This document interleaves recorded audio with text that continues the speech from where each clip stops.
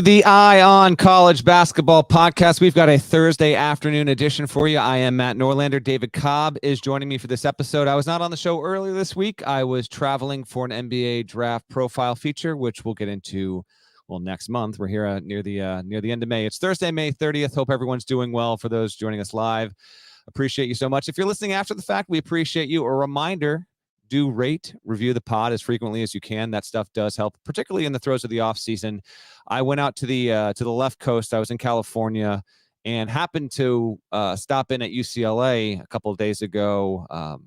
And I felt, if anything, pulled by the urge to go and visit UCLA. I was not scheduled to be there, but I was traveling as the news of Bill Walton's death came down, and so I have some thoughts on Bill for the end of the show here. GP and Kyle Boone obviously talked about that earlier, but I want to get some words in and a thought that I have not seen pop up just yet about the great Bill Walton, who I still can't believe is gone from us at the age of 71.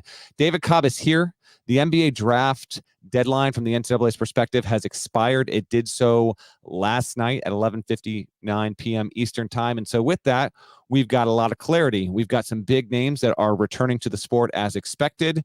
We will start with the news, Cobb, that came down a little while ago, a little more than an hour ago, I guess, at this point, and that's Jaxson Robinson is going to go play for Kentucky. Now, this is not a stunner in that Jaxson Robinson was rumored to be likely to commit to Kentucky if indeed he opted out of the NBA draft process. What's interesting about this is, as Cobb well knows, and if Kentucky fans watching live or listening after the fact or watching after the fact are aware of this, Jaxson Robinson opted not to make his decision publicly known in advance of the deadline. He just privately submitted the paperwork that he was withdrawing, which was required by the NCAA in order to be eligible for next season.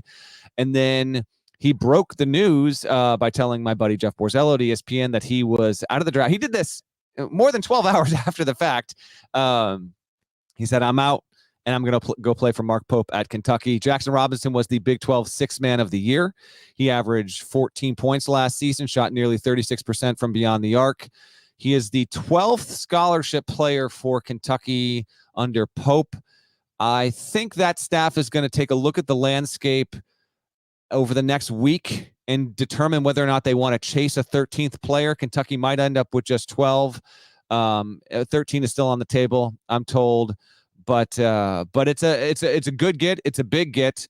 I've got thoughts on where Kentucky should be ranked now in real time here. GP's not here because he also now has an obligation. So the way that our weeks balanced out here, we're kind of split up. But happy to have Cobb involved here. What are your thoughts on Jaxson Robinson to Kentucky? Where did you have him? Do you have him ranked in your players in the portal for this offseason? And what should Kentucky fans feel about getting another relatively known player? It's not like he was an out-and-out star, but he certainly was a big contributor on a BYU team that for the majority of last season was ranked top 20 at KenPom. Yeah, I think he can go out and get you buckets, which is something that Kentucky roster has needed. They've got a lot of productive guys who have played a ton of college basketball, but Jaxson Robinson was the leading scorer for BYU last season. So I think he had some offensive punch to that team. And he's fringe in terms of rankable for me. I mean, I have the top 80 ranked, and I need to go through there now that a lot of these guys have made their decisions and made their commitments. These rosters and their hierarchies are coming into focus, which may warrant some shuffling in the transfer ranking. So Jaxson Robinson is not in there now, but depending on the type of role that Mark Pope envisions for him, there's a scenario where he ends up being one of the most impactful transfers of this cycle, because whether he's the sixth man again or whether he starts, there's a decent chance that he's one of the three leading scorers for Kentucky going into next year. So, yeah, big time get. And now you got 6 guys, Matt, on this Kentucky team who are going to be using their 5th and final season of eligibility. So, and then you got a 7th in Ansley Almanor from Fairleigh Dickinson, who he doesn't have the COVID year, but next season will be his last. So they're going to be turning over that roster again this time next year. But you got to get old, and at Kentucky, the expectation is that you win right out of the gate. So I understand why Mark Pope has gone with this experience first mantra with the way he's built the roster. Same wavelength, Cobb. We didn't talk about this pre-show, but this was something I was going to bring up for you. It is intriguing to me that Pope and the staff have opted to go in on this there because they're going to have a relatively similar rebuild a year from now. We'll see how this goes. And obviously, in terms of having players with only 1 year of eligibility left, that is a stark contrast from what they did under Calipari for so many years there. Robinson's a pretty big get. For a quick refresher, though, here's Kentucky's roster right now. You got Robinson from BYU, Amari Williams from Drexel, who started 32 games last season, averaged double digits, 12.2 points, 7.8 rebounds. Lamont Butler from San Diego State, again, started every single game for San Diego State last season, and he will be a key defensive presence, perimeter defender. I know that staff is hopeful that he can establish himself as a top 10 defensive player in the country, on the perimeter at least. We'll see if they can get there. Otega Owe from Oklahoma, another key defensive presence, although he did average double figures as well. Andrew Carr, I think the hope is that Andrew Carr can be Dalton Connect light and really be the piece that unlocks the offense there. He comes from Wake Forest, where he averaged 13.5 a game and almost 7 rebounds.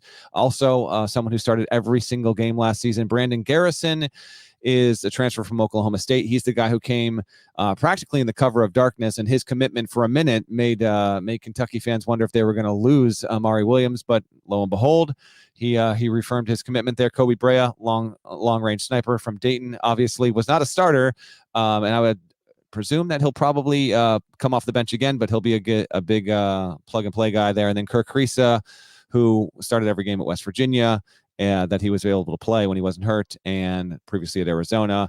There's a lot of big names in there from a transfer perspective, and then you've got guys who are incoming in-state talents that are going to be there for probably more than Travis Perry, Colin Chandler, really good players that they're going to be pieces that are used. And I think one of the key things for Pope and his staff is to see how they're going to be able to use all of these pieces. But it's a pretty good roster. I would say looking up and down at this, they're definitely top 25. Now, Parrish hasn't updated his ranking since, Jaxson Robinson committed just a minute ago, but he did not have Kentucky in his rankings prior to this. I suspect he will whenever he does update that, and probably slot UK somewhere in the 20 to 25 range. If you wanted to say Kentucky was even, I don't know if I'd go top 15, but anywhere in that 17-ish range to 25, I think it's validated. Would you agree with the amount of experience, and not just age, but gameplay experience, starting experience with this roster, Cobb, that Pope's been able to get in there? Are you in, like I am, on top 20-ish range for this roster heading into next season, or are you still wait and see and don't think they should be ranked? Top 20 on the merits of talent for sure. I think he did as well as he could, considering there's not a single player returning from last year, and as of now, not a single player on the Kentucky roster for next season will have played with anyone else who's on that roster. So on the merits of talent, it's a top 20 roster. But I think Mark Pope is going to have a really difficult task of blending them all together, defining roles, just getting the chemistry up to the standard that you need.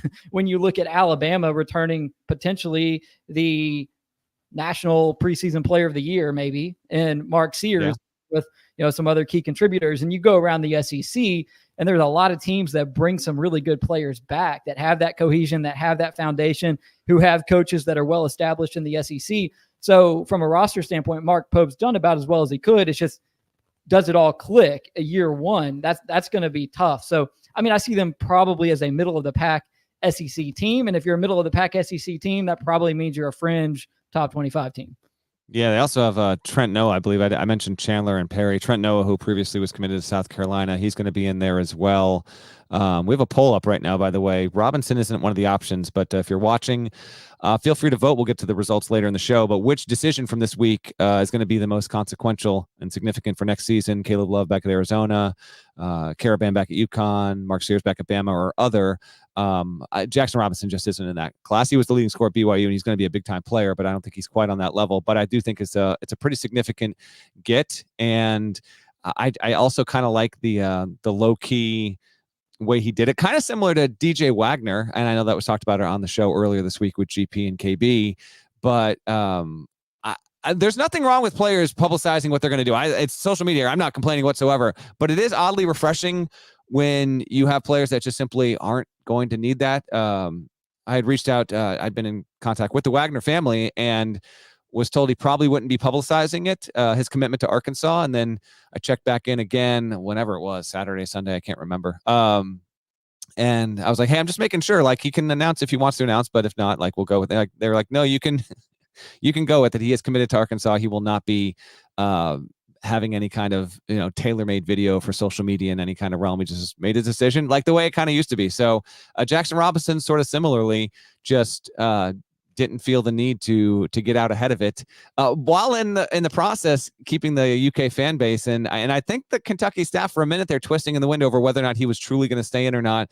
I think it was the right call for him in terms of his potential, his future, and the opportunities that await him, obviously on court and financially at Kentucky. But it's a big get. It's the latest get. We'll see if it's the last get or not for the Wildcats there.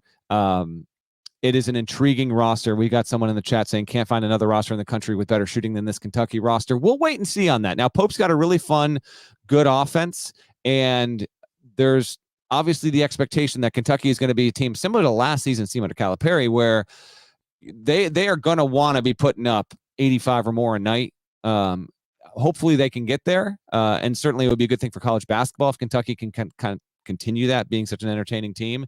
But they are not. The idea that Kentucky, because they've got this offensive firepower, they've got these veterans, needs to be ranked in the top 10. I just can't get there yet. I've talked about this particular thing, Cobb, a number of times with coaches over the past 2 months.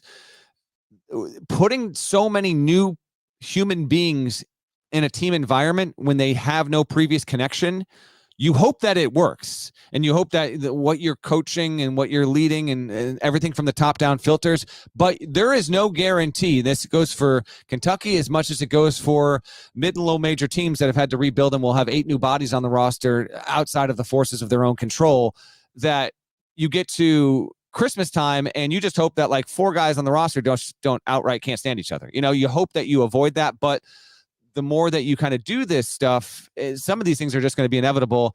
Kentucky seemingly has a pretty good group there, and ideally they can compete near the top of the SEC. But you'd agree there are still a handful of teams that are ahead of them, right? It's going to be funny when KenPom releases in a few months and Kentucky ranks like top 20 in D1 experience and like 350th in minutes continuity, or maybe dead last in minutes continuity, because there is 0 minutes continuity there. So that's going to be an interesting dichotomy there between those two things. And going back to the way these guys announce their decisions, I think my all-time favorite was about a year ago when Ryan Kalkbrenner withdrew from the draft, and he posted on Twitter, and I think it was, "I am returning to Creighton." Yeah.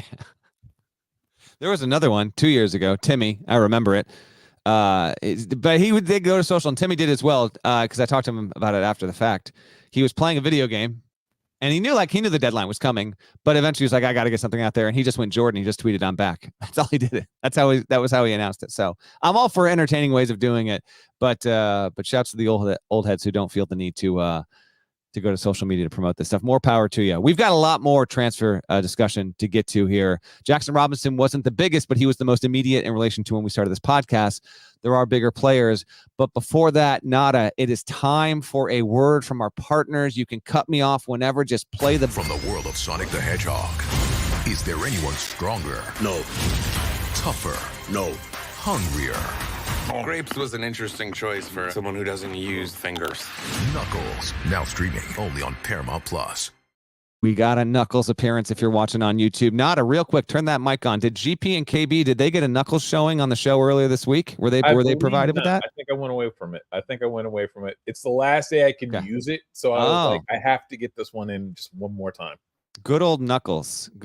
Hey, by the way, before we get into I want to crowdsource something that's completely unrelated to this, but I was going to say one. Can my 5-year-old watch Knuckles? I think so, right? I think so. I don't know, but I've been wanting to ask this on the show the past couple of weeks here. Completely unrelated to basketball. Then we'll get back to the show real quick.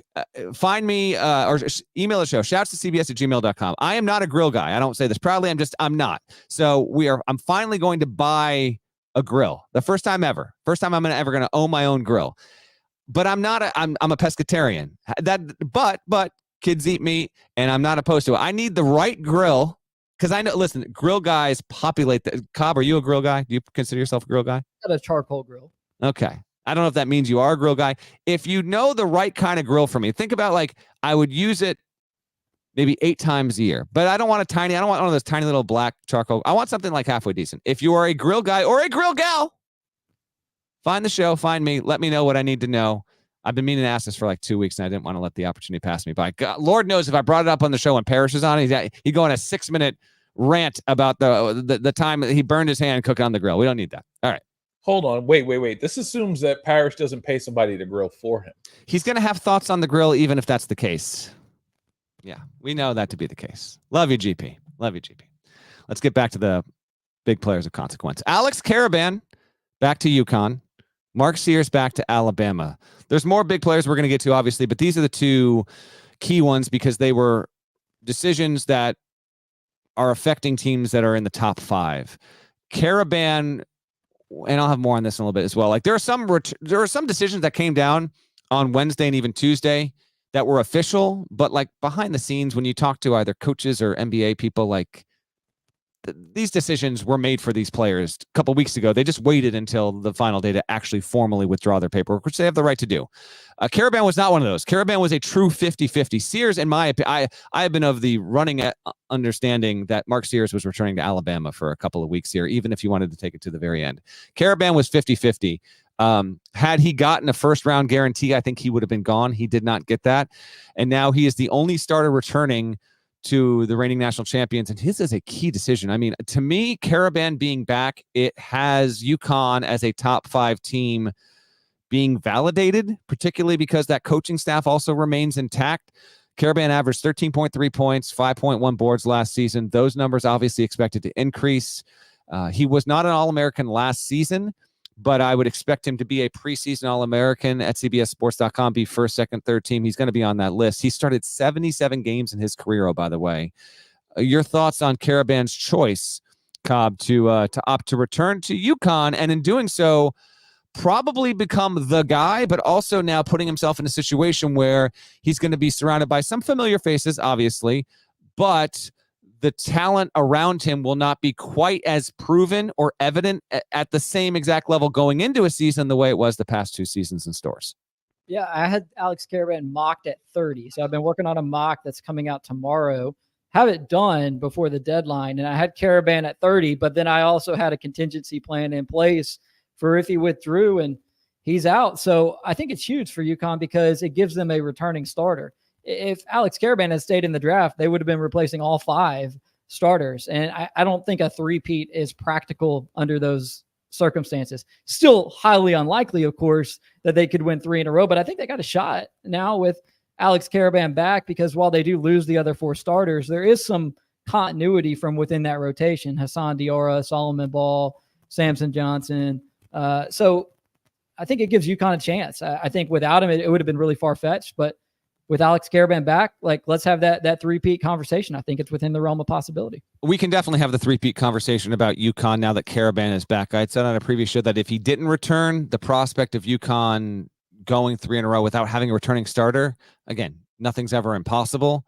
And Hurley obviously burns on that kind of fuel, but him being back, I think, is so significant. And even still, folks,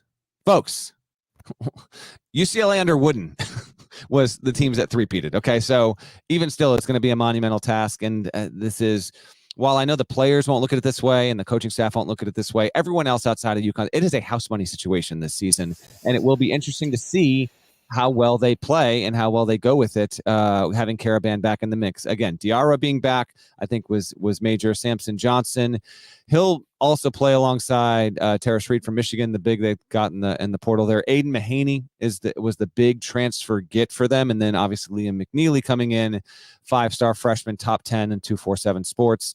It's a boon for UConn. Had they not had Karaban, they would have been a bigger question mark. They still would have gotten the rightful respect as being a preseason ranked team. I don't think we would have seen UConn, and I don't think it would have been justified to have UConn ranked preseason top 10 with no Karaban, but with him back, and he's a vocal, like Karaban is a really smart player, a vocal guy, a get it guy, and I think it means something significant for UConn's program to have him in the locker room a third consecutive season, because he has played not only a key role on both the title teams, because he started most games as a freshman as well, obviously, but having been on a team in year one and a team in year two that were different, and now to be that leader, I think he's totally capable of doing it. And we'll see. I mean, if they're actually able to do it, he will be all-time legend status there. That's a big one for UConn, and a true 50-50 decision. And I love to see it. And we should also be applauding decisions like this, whereas like a lot of guys, understandably so, get a lot of attention for choosing to go in the draft, and sometimes that's the right decision, sometimes it's not.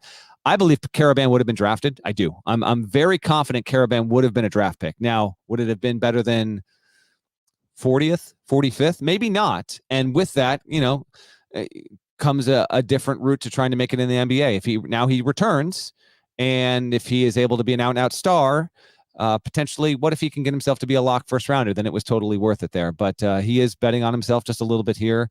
And I applaud the players that do this. There is still so much to be gained by playing another year in college basketball and making yourself better, even if it was more likely than not that you would have heard your name. I say on draft night, reminder, it's now 2 nights. So it would have been the second night of draft night, starting the season. The NBA draft, for reasons I don't understand whatsoever, will be 2 nights. Let's talk Mark Sears at Alabama. Alabama is now second in GP's top 25 and 1. Alabama, understandably so, even though I do, as longtime listeners know, Cobb, I abhor groupthink when it comes to offseason rankings. I do very much encourage diversity of thought. You are not going to get that with Alabama, and it's justified. They're going to be a preseason top 3 team. Some folks will have them 1, some will have them 2. GP's got them 2, some will have them 3. It's hard for me to get away from the notion that I'll have Bama outside the 3 whenever I got to do my big old rankings in the fall. Sears, and not Sears, Jaron Stevenson's back as well. He returns, and getting them back with Grant Nelson, who returns. Latrell Wrightsell comes back. Sears was, 21.5 points per game. I've got his stat line here. What did he average last season? He was not only was he a bucket getter, 21.5 points, 4.2 rebounds, 4 assists, and shot 43% from 3-point range. He'll be a preseason first-team All-American, as he should be. They also got Cliff Amore in the transfer portal. He's big time from Rutgers, big defensive presence. Aiden Holloway from Auburn, former highly ranked prospect who was a bit player. We'll see if he can pop. And yes, he did cross enemy lines going from Auburn to Bama there, in addition to Chris Youngblood from South Florida, Houston Mallett from Pepperdine, who scored 15 a game. Alabama is a crew that is loaded all around. They make the Final Four. They lose after playing 30 competitive minutes against one of the best teams we've seen in the past few decades. Were you surprised by Sears' decision? Do you think Alabama should be even number 1? What are your thoughts on, in my opinion, the second most consequential decision of the past 24 hours? I think Karaban coming back to UConn is more consequential, but I think Sears is the 1B to that 1A, because he will be in the mix to be National Player of the Year. Well, I think Alabama would have been a preseason top 10 team even if Mark Sears had stayed in the draft, because of how well they've done in the transfer portal and because of what they bring back. But you bring him back, and I think you're now the clear-cut SEC favorite. There's a case for Alabama to be number 1 in the country right now. Mark Sears is just that guy. And Matt, do you remember last year you tried to shame me for having Mark Sears ahead of Isaiah Stevens in our top 101 players? Oh, bring it back on me. That's what I love to hear there. Was I wrong by the end of the year? Sears better than Stevens? I don't know. That's a tough debate, but I think because of I did think that Stevens would definitely be better than Sears. I remember that. Yes, I do remember that in our top 101 players. Yeah. Yeah, it was a prove it year for Mark Sears. You go back to this time last year, it looked sometime around now that Javon Quinterly might go back to Alabama too. He ended up at Memphis, obviously. But man, you talk about addition by subtraction. The exact same thing happened for RJ Davis. You lose Caleb Love. Now all of a sudden those touches and those shots go to you, and you just explode. And that's what happened to Mark Sears. He lost his sidekick there in Quinterly, but it freed him up to be the guy, just like it freed RJ Davis up to be the guy at UNC. Now, the trick is you come back, the target's on your back. Everybody knows exactly who you are. They know what your spots are on the floor. You got some new players around you. So are you able to follow it up? That'll be tough. I kind of thought he might try to strike while the iron was hot in a relatively weak class. It's never going to be easy for an undersized guard to make it in the NBA. But if Mark Sears was ever going to get a two-way contract or something like that, this might have been the year, especially getting all those Jalen Brunson comps as the undersized, left-handed, crafty scorer. But hey, it's all the better for college basketball. And that was one of my takeaways in my piece that I filed last night on the deadline day winners and losers, is that college basketball as a whole was a winner because we get Mark Sears back, we get Caleb Love back, and Alex Karaban as well. And these are players who in the bygone era, pre-NIL, might not have gotten them back. So I think it's another example of how the changing nature of the sport lends itself to a little bit more star power in the game. Yeah, we're going to get that more and more as the years go on. It's obviously a talking point worthy of bringing up here, but may get, just, by the way, matter of fact, in the years to come, and the fact that you've got well-known players. I mean, think about it. Karaban was an All-American, but he was a prominent player on a two-time national champion. And then Sears joins R.J. Davis, Caleb Love, former teammates, obviously, and Hunter Dickinson. So Sears, Love, Davis, Dickinson were 4 of our 15 All-Americans last season. That's a healthy ratio for the 15 most notable, accomplished, valuable, however you want to define it, players in men's college hoops last season are going to wind up coming back to the sport. And thusly, you'll have familiar faces there. And that doesn't even account for the fact that, Cooper Flag mania, if you want to call it that, and everything that's associated with him and Duke, that will ratchet up, obviously, as we get closer and closer to the fall. So college hoops is in a perfectly fine and healthy place. It's not perfect, obviously, many issues, some of which we've talked about on recent shows, and the house case coming down and things that I think are not helping mid-major and low majors whatsoever in terms of financial commitments that they basically have no choice but to make. There's issues there. Still, unresolved tensions and uncertainties with the future of the NCAA tournament. Don't touch this damn thing, I swear to God. But overall, the sport is fairly healthy right now in terms of the product you are putting on the court and how fans are consuming it. When it's in recruiting, and we'll get to some of this in just a second here, it's chaotic. I mean, this has been the most stressful, chaotic situation behind the scenes for the sport and how it operates. But there's two things with that. One, that can be true, and we can have empathy to the people going through all that. But the reality is a lot of fans just simply don't care. They don't care about what's happening with that, only what players, their teams and coaches are getting so that they can be excited about their team. But one has connectivity to the other. Some of the issues that are tied to recruiting, the stresses with all that and the uncertainties, they can have impacts on how good your team is. I mean, we'll see if this comes to pass, but as things stand right now, I've had 2 people tell me in the past couple of days, just keep an eye out just in case, there's a chance that guys that went into the portal and committed to a program, there's a chance there might be a couple names that flip at some point in June here. So we'll see if that comes to pass, but there's a little bit of that out there as well. And it's certainly something to keep stock on. Bama, top 3 team heading into next season, going to be rated higher than the men's football team. I say men's football team going into the season. We brought this up. Someone had found me on this and I couldn't find it before today's show. I think, fact check me again, because I asked for some research on this. I think the number is 7 times. 7 times in history has the basketball program been rated higher than the football program heading into their respective seasons in the same calendar year. And the most recent instance of that was 06-07 when Bama was top 15 in football, wasn't even ranked overall. So kind of cool and good news for the Crimson Tide. Here's Parrish's top 10 right now, by the way.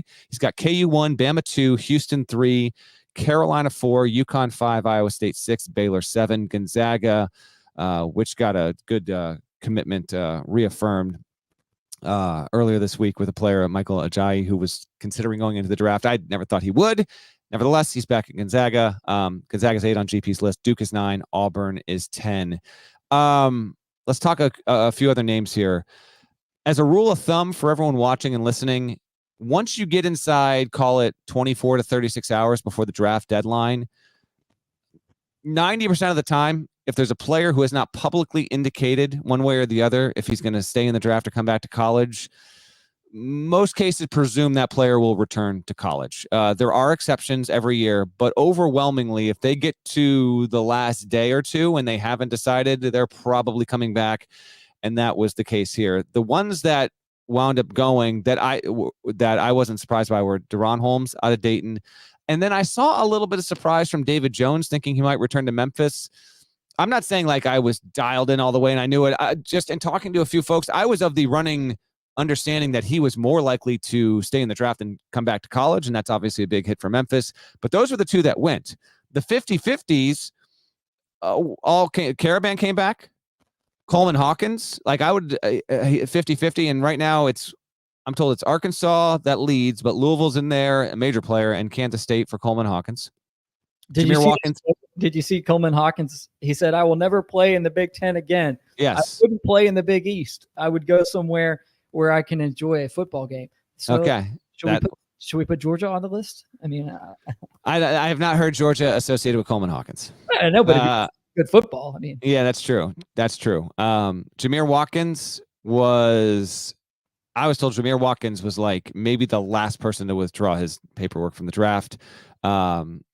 Jameer Watkins is being heavily recruited by St. John's, Michigan, K-State, and I'm told there's a fourth mystery team in there. I don't know what the team is, but that is pretty interesting. He's going to get paid like that. That's yes. we can really capitalize because most of those 6'7" two-way wings, those are the guys the NBA loves. They tend to be the ones, from what I can tell, who typically stay in the draft pool. So now that you got a guy with that sort of talent and upside in the transfer portal, and you got 36 teams that still want to add to their rosters, I feel like he's going to really clean up from the NIL side. Yeah, he was an honorable mention All-ACC at Florida State last season. FSU obviously had a lost season. Other 50-50s that came back, Hunter Sallis back at Wake, Jaron Stevenson back at Bama, Jaxson Robinson, now he goes from BYU to UK. The 50-50s, or I'm sorry, the other players that decided to come back that I was of the understanding for a while now that they were Caleb Love, Janelle Davis, Matthew Morrell back at Ole Miss, Nick Clifford, Colorado State, Ugana Onyenso back. He's on the Awuga Poplar's on the market. Onyenso's on the market. I think K-State's a heavy favorite for Onyenso. Peyton Sandfort back at Iowa, Chase Hunter back at Clemson, then Arthur Kaluma on the market there. So I gave you a bunch of names there. We can lead on Love if you want. Obviously, him returning to Arizona is pretty significant. Wildcats also lost a couple of players because of this, but they will have a preseason top 10 case. Any of the guys that I brought up here, either going, staying, otherwise, that kind of stand out the most to you? Well, you might not have been surprised that David Jones stayed in the draft, but I think Penny Hardaway may have been, because he put the odds a couple of weeks ago during a speaking engagement in Memphis at 70-30 David Jones returns. And obviously that's not the way that one played out. Then another one that stood out to me, not because it was surprising in the moment yesterday, but because if you had told me in November or December this was going to happen, I would have been pretty surprised by that. And then just an example of how his stock rose. Johnny Furphy staying in the draft. Yeah, that's another one. But sorry to interrupt you. That was assumed for weeks. I don't know why it took this long, but people thought that he was gone. So, and that was just only reaffirmed there by him not returning to Kansas. Sure, absolutely. But really incredible how his stock rose sort of by default because of the situation Kansas was in from a roster situation. Johnny Furphy had no choice but to play 30 minutes a game as a true freshman who had been in a late enrollee as an international prospect. He came in as somebody who was clearly going to need a lot of seasoning, and he still kind of does. But another example of how a weak draft class sets itself up for a guy like that to potentially go in the first round. Yeah, that's 2 years in a row with Kansas having two, tall white wings go one and done unexpectedly. Grady Dick the year before, and then obviously Furphy here, and good on Furphy for being able to capitalize, but that was not expected whatsoever there. Caleb Love going back to Arizona again. Let's celebrate the move. He's always something of an opera, but in terms of his play and what he contributes, and sometimes how games can go. But I thought one of the more under discussed, and maybe not on the pod, we tried to address this at least a couple times, but like there were no issues as far as I can tell with Caleb Love and his new environment last season at Arizona. His last game in the tournament was obviously an abomination, and you don't want to see that. That was not good in the Sweet 16. But on the whole, like Tommy Lloyd and that staff recruited him to that spot. Had serious conversations about what his role would be. He said he was going to buy in. He bought in.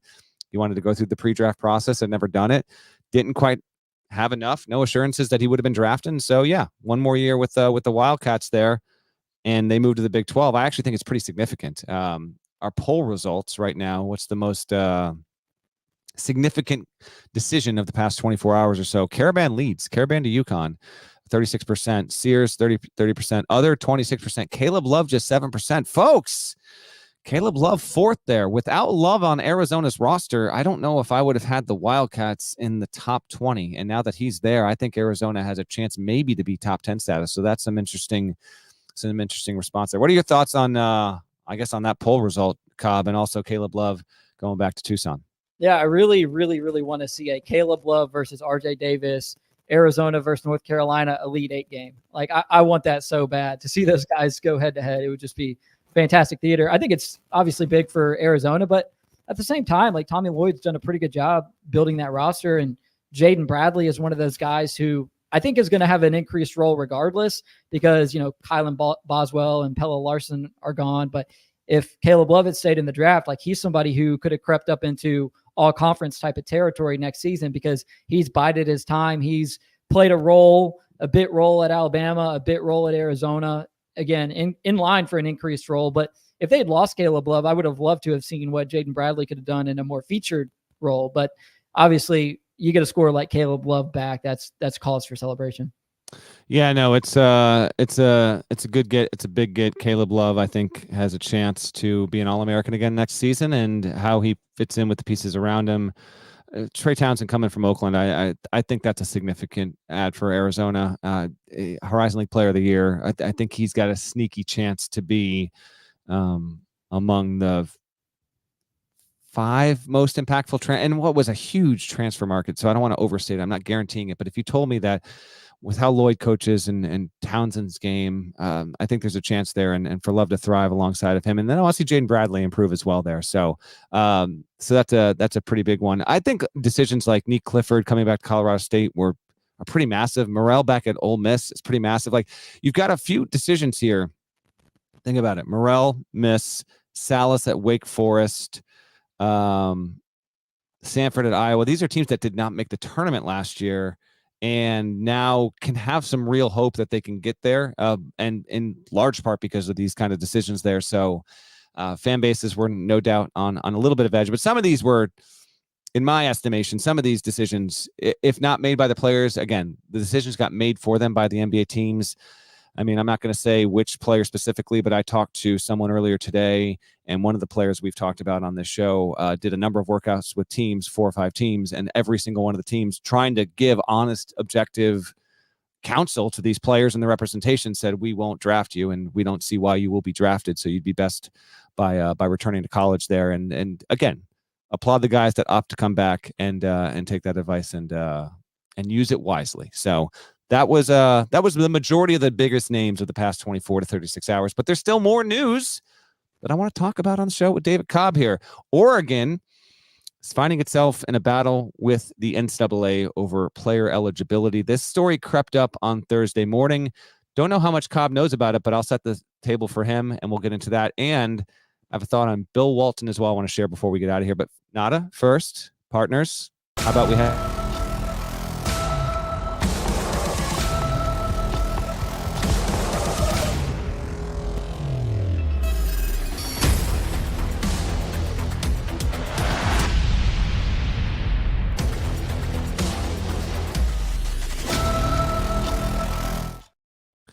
So, N'Faly Dante, quality player, good center at Oregon. He's been there for his entire career. He had injuries to start his career at Oregon, and he applied for a medical hardship waiver to get 1 more year of eligibility for 24-25, and that was denied this week. They want to see if they can win it on appeal.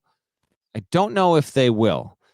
Should he get this appeal? Let me lay out the case right now, and then Cobb, you can respond as you see fit here. So, N'Faly Dante tore his ACL during the 2020-21 season, and that's important that it was that season, because what was that season? That was the COVID-affected season. In essence, that's the season that everyone got for free. So whether you were playing in college in your first season as an NCAA athlete, or that was your last season at the time, 2020, 2021 did not count toward your eligibility. It was the bonus season, which is why this upcoming season for 24-25 is the last season of eligibility, because it's all the players that would have been playing under scholarship in 2020-21. Now they have the final year to use here, because that would not have counted officially as their freshman season. So N'Faly Dante gets injured that season. Oh, by the way, after having an eligibility matter that took a while to sort out the year before, when he had some other injuries there.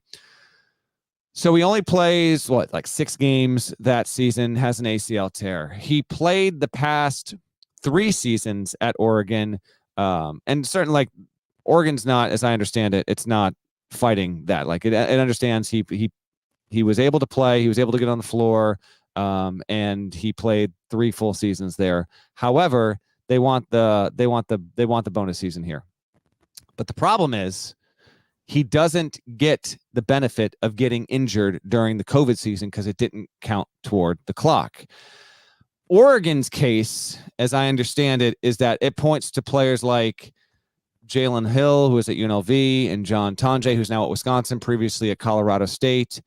Those players got injured outside of 2020, 2021, and so they are getting a 6th season of eligibility, and they are able to continue their college careers, and they will at those spots this upcoming season.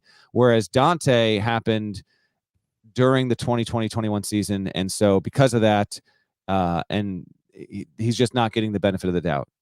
Should Oregon allow Dante, or should the NCAA allow Oregon's N'Faly Dante to be eligible for this, or should they hold firm and say no? Because Oregon is arguing the reasoning is impractical. He missed the games period. He's a victim of bad timing more than anything else, and he still wants to play. He's a really, really good student. He's an ambassador for the university. He is someone who the NCAA should be trying to help, and he wouldn't be looking for this otherwise. Had he played well over half the games in that COVID season, like, he wouldn't be doing this, but that's not the case. He only played 6 games and had a year taken away from him. Where do you come down on this, David? I don't think you get to double dip on the free season there. And we see this on the football side. Like, in football, if you play 4 games or fewer, you're eligible to use that season as a redshirt year, but you don't get to incorporate that along with the COVID year. So, if you let guys take a redshirt year during what was already a redshirt year for everybody, then essentially you would gain 2 years of eligibility by not playing that season. But if N'Faly Dante really wants to get eligible, here's what he should do, Matt. You go out, you get the phone number of Tom Mars, you call him, and you have to file a lawsuit against the NCAA. There you go. That's your path to being eligible. And maybe eventually we have eternal eligibility. And well, no. But I mean, I'm half kidding, half serious about suing, because the NCAA doesn't win in court these days. Well, on that note, listen, Tom Mars is the guy you want in your corner on this kind of stuff. If he finds the time to give you some billable hours and back you up there, he's certainly the guy, because he's, best I can tell, never found a microphone or a reporter that he wouldn't speak to on the record. And for that, he's provided plenty of interesting quotes over the years, and certainly has not been shy about doing these matters. However, I will note that the Ivy League opted out of playing entirely in 2020-21, as you might recall. And because of that, every single Ivy League athlete did not have the choice. They did not play in competition. Now, for those that have been really following the college hoops offseason, you're aware of this, but if you didn't catch the story, no worries. I got you covered. So Jordan Dingle and Chris Ledlam, they just both played at St. John's, but they were previously in the Ivy League. Dingle was at Penn and Ledlam was at Harvard. And they sought to get an additional year of eligibility and looked for an injunction against the NCAA's ruling and took this to court. But a New York judge, I think it was this week, he sided with the NCAA in the case and said, no, this is the rule, and the Ivy League made the rule, and you don't get the bonus year of eligibility just because you happen to be on the wrong end of a bad circumstance with the Ivy League and you didn't play at all during the COVID year. The COVID year didn't count. You have used up your eligibility as we know it to exist, pandemic or non-pandemic aside, and so they did not get the bonus year, and it is because of that I think N'Faly Dante has played his last game at Oregon. They're going to appeal. Heck, maybe they win. But it's a huge bummer for a player that even before this, I heard really, really great things about N'Faly Dante. Oh, it should be said here, he would be a very huge piece on an Oregon team trying to make the NCAA tournament. Like, not having him versus having him is a very, very big difference for Oregon there. And so, yeah, they're obviously angry as hell in Eugene, and they don't think that this is being applied fairly because his timing was a bad victim of circumstance. He got injured during a COVID season, and other players have been given an additional bonus year of eligibility because they didn't happen to get injured during the COVID season. But from the NCAA's viewpoint, the year didn't count. It was you. That was the freebie. That was, that's the one that you got. And whether you played 2 games or you played every single game and every single minute, that's your freebie. And that's the case how it is. It is interesting. Billis, I know Jay Billis went on social media earlier and was particularly vocal about how the NCAA was needlessly being punitive against N'Faly Dante in this case. It doesn't seem optimistic, but I'll tell you this: if the NCAA gave Dante the bonus year on appeal, it wouldn't bother me in the slightest. I don't think there's an issue whatsoever when it comes to that. But Matt, what needs to happen is the NCAA, they need to abandon Indianapolis, pack up shop, and establish their headquarters in the jurisdiction of this judge. They found a friendly judge. The NCAA did. They need to move their headquarters to wherever the judge lives, so that every time they get sued and they go to the courtroom, that's the guy they see, because very few judges are granting the NCAA W's in court. That guy gave them one, or gal. So maybe they need to move their headquarters. It is a win. And on that note, before we close on Walton here, it has become an understandable talking point where people just be like, the NCAA will just lose in court. It'll go and lose again. It will often, don't get me wrong, but there is reason to believe that, some semblance of structure and legislation and operating both the sport of men's basketball, but overall, it's not going to lose every single time. And we don't need to have endless eligibility. And there are reasons to have real fights on behalf of the rights of student athletes, and also on behalf of the rights of institutions that want to be able to field, more than a dozen scholarship teams. So I get where a lot of that comes from, but there are cases where the NCAA can go to court and actually win. And although it didn't technically go to court here, it was the players that were seeking to block the NCAA. The rule stood, and it's still a huge bummer after the fact that those Ivy League players, it was outside their control entirely. They just lost. They lost a year of playing, and that's really crummy, but that's what a pandemic will do for you. Let's close on Bill Walton.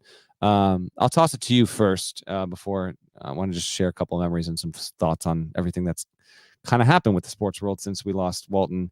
Did you ever meet him? What was your response to the response, and anything tied to the unfortunate and tragic, just 71 years old, passing of a true legend? Yeah, I did get to be in his presence one time.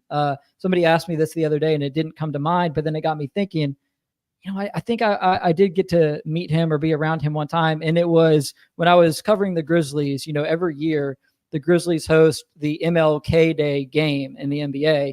It's often nationally televised. Typically it's against a marquee opponent, and it's a real showcase moment for the city, which obviously has a very unfortunate tie to Martin Luther King Jr.'s legacy.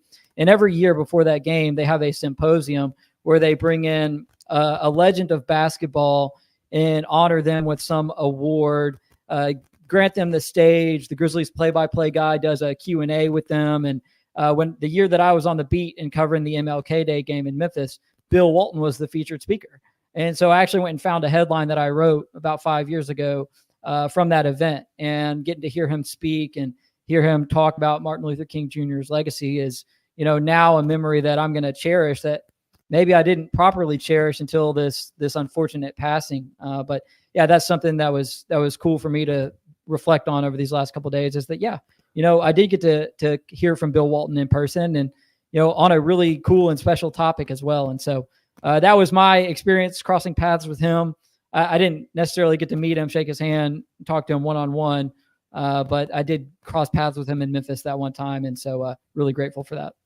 Yeah, I did get to meet Bill a couple of times. And as I was telling the UCLA staff when I wound up being on campus there for a little bit on Tuesday, it's one of those lessons that unfortunately gets kind of reinforced to you out of nowhere every so often. I had just always hoped and banked on, at some point, just really getting to dive in and talk music with Bill, and I never had the chance. Like we talked a couple times here or there, saw him PK85, always saw him at the Final Four when he would call games for Westwood One on the radio.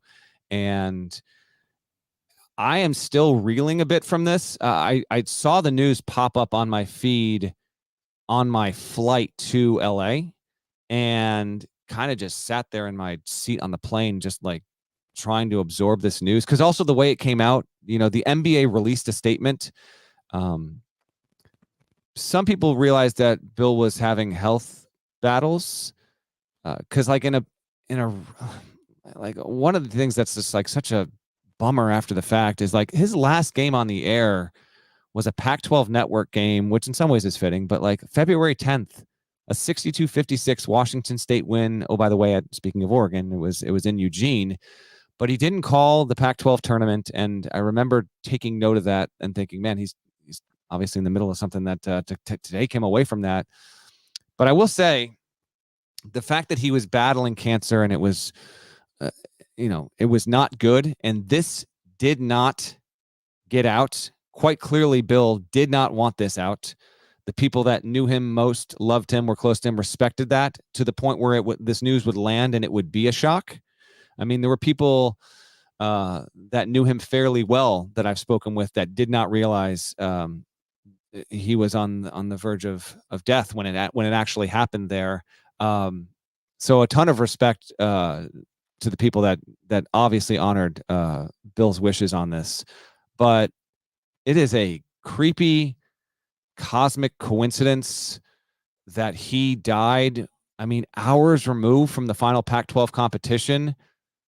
Like, there's nothing fitting about that. Like, Bill Walton should still be here. I still cannot believe that he is gone at 71. And this is one of those deaths to me that will not settle in for a long time, because he became such a huge fabric of college basketball. And I could talk for an hour on this. I won't.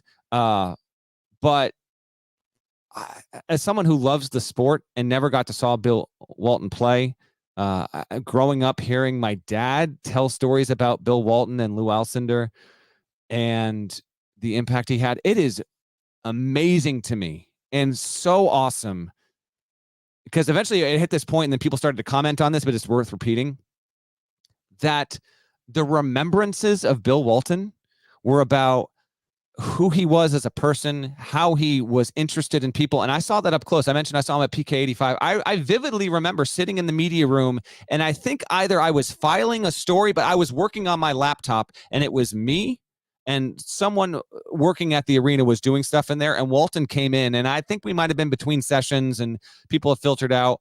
And I said hello to Bill, and we talked real briefly. But then he started talking and asking questions to one of the workers at the Moda Center. Like, you've heard this story dozens, hundreds of times, relayed in different variations over the past few days.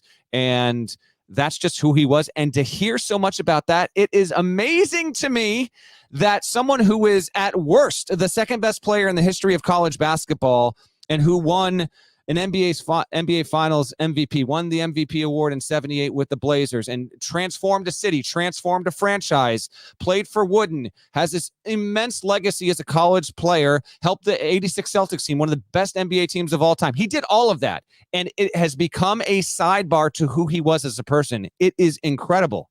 It is phenomenal to me, and it is right. It is who he was, and damn, am I angry that he is gone. I mean, this is the fact that we are not going to have him on our planet anymore is hard to reconcile with, because he deserved so much. For someone who was so connected to the cosmos, he still deserves so much more time with us on this planet, on this earth. And I know we still feel his spirit. We continually will.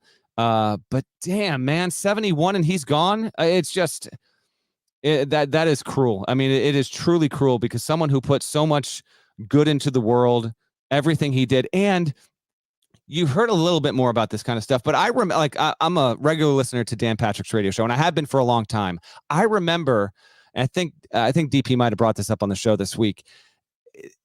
Walton used to hop on his show, and Dan would simply say, "Hey, Bill, how you doing?" And Walton would launch into a 9-minute monologue going in 17 different directions. And it was incredible. And then he'd finally stop and Dan would eventually say, "That's all the time we have, Bill." And they might not have even gotten to the reason why they wanted to have him on to talk about the NBA or the college basketball with any of that stuff. He did this despite overcoming a stutter into his late 20s.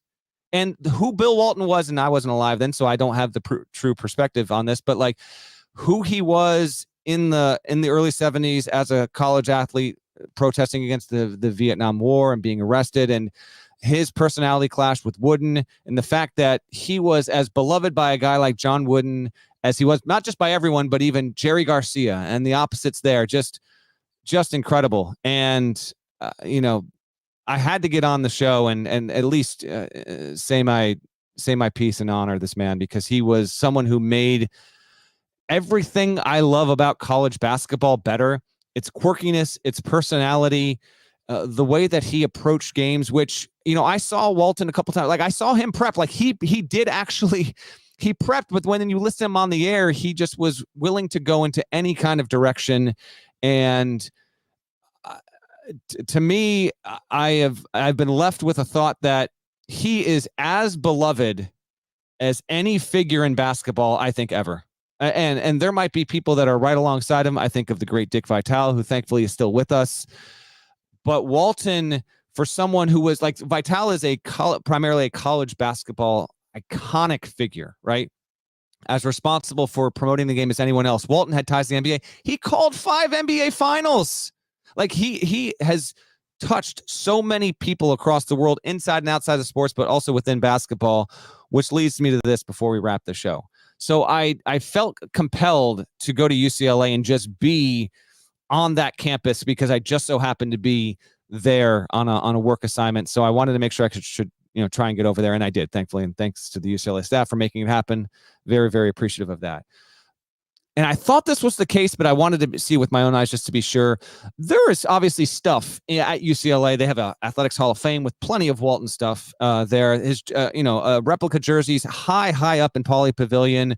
I shared a few photos where there's just, there's, artwork or just stuff but you got to have access to be in the back of the athletics facilities to ever see it. It's not, the public can't get in there. UCLA is going to do something to recognize Walton, and that'll happen. I'm not sure when, but I was told that obviously is going to happen. There is no statue or plaque or anything commemorating this man or Kareem, and they need to do this immediately. To me, it's incredible.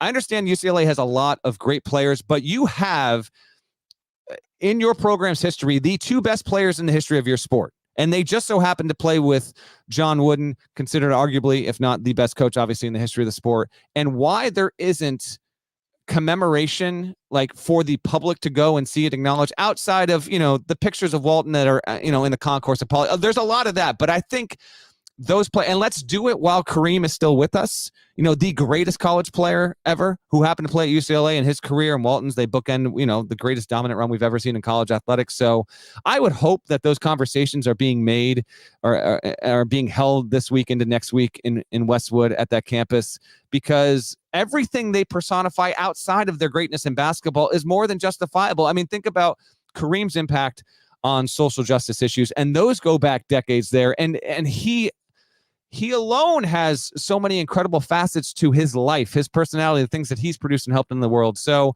I really, really hope that UCLA can do something, and do something soon, quickly, responsibly and properly, to acknowledge and just boost up 2 human beings, one who unfortunately now is no longer with us, and another who thankfully still is and hopefully will be for years to come with Kareem, and pay proper tribute to them and allow on that just gorgeous campus. Oh, by the way, my goodness, proper recognition. There's a wooden statue outside of Pauley.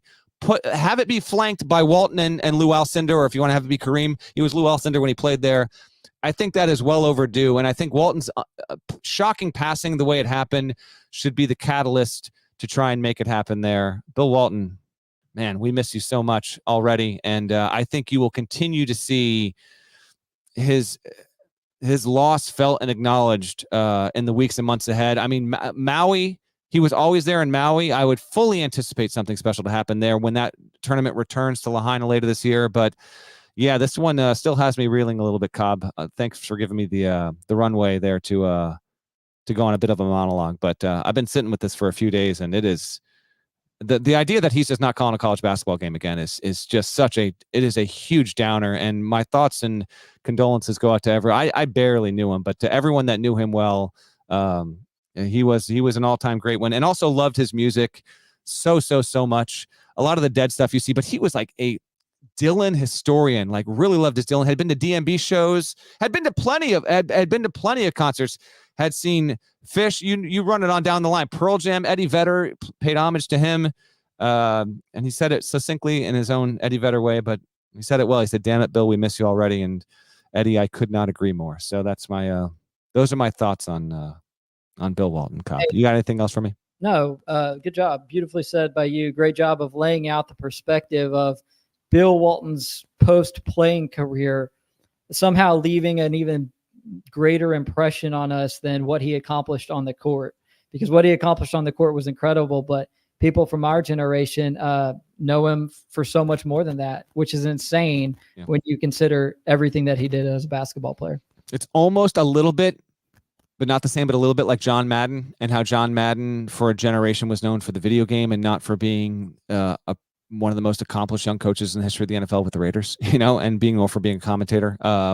Walton, he lived many lives, had many different phases, but the 4 wins have blown him home, and his legacy, it's for us, but it's for him. It's forever. It's to the cosmos and beyond, and to another plane. So appreciate you. Appreciate everyone that tuned in here. Some folks thought that I should have been wearing a Grateful Dead shirt. I don't have a Dead shirt, but you know what? And I do like me some Dead. In honor of this, I will make an earnest attempt in the coming week or so to purchase a Dead shirt and then wear it on the show in honor of Walton. I'm rocking this is an Humphreys McGee shirt, by the way, here. So shouts to Humphreys, big time. I don't know if Walton would have ever seen Humphreys. I know they would have more than welcomed it. I should reach out and see if that was ever the case, but appreciate you all for tuning in and listening. We will have another show early next week. I also have to be on the road again one more time, so there's a chance. We'll see how the calendar balances out with the new stuff. It might be GP and Cobb. It might be GP and Boone again next week, but I would assume I'll be back on the show by the end of next week at the latest. If not, it might be GP and I again, depending on news flow. But we appreciate you. I do not, in honor of Gary Parrish, I do not do the shouts. Cobb, I appreciate you joining me. Everyone have a safe, wonderful weekend, and in honor of Bill Walton, make sure you do something great for this universe. Put some good out there. Be interested in people you don't know. Do all that you can. I'll do the same. And until next time, we'll talk to you next week on the Eye on College Basketball Podcast.